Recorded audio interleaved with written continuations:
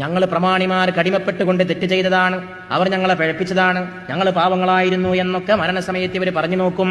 നാട്ടുപ്രമാണിമാര് പറഞ്ഞപ്പോ അങ്ങനെ ചെയ്തതാണ്. നാട്ടുപ്രമാണിമാർ അധികാരത്തിലല്ലേ ഇപ്പൊ ഞങ്ങൾക്ക് നിൽക്കാൻ പറ്റുള്ളൂ എന്ന് പറയും. നമ്മിൽ ചിലർക്കൊക്കെ ഒരു പാഠമാണ് പരിശുദ്ധ ഖുർആന്റെ ഈ പ്രഖ്യാപനം. പ്രമാണിമാരുടെ കൂടെ നിന്നിട്ട് തെറ്റ് ചെയ്യുന്നവർ, പ്രമാണിമാരുടെ കൂടെ നിന്നിട്ട് ഹക്കിനെ എതിർക്കുന്നവർ, പ്രമാണിമാരുടെ കൂടെ നിന്നിട്ട് ബാത്തിലിന് കൂട്ടുചേരുന്നവർ, സത്യമാണെന്ന് ബോധ്യപ്പെട്ടിട്ടും വലിയ വലിയ നാട്ടുപ്രമാണിമാരുടെ സപ്പോർട്ട് കിട്ടാൻ, അവരുടെ കൂടെ നിൽക്കാൻ തെറ്റിനെ സഹായിക്കുന്നവർ, അവരെക്കുറിച്ചാണ് ഖുർആൻ ഈ പറയുന്നത്.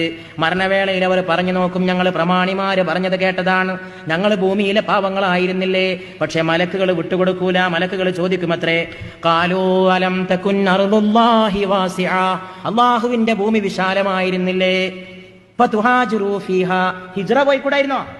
നാട്ടിൽ പാർക്കാൻ പ്രമാണിമാരെ സമ്മതിക്കൂല, ഹക്കിന്റെ കൂടെ നിന്നാലെങ്കിലേ ഫതുഹാജിറൂ ഫീഹാ, ഈ ഭൂമി വിശാലമാണ്, ഹിജ്റ പോയിക്കൂടായിരുന്നോ?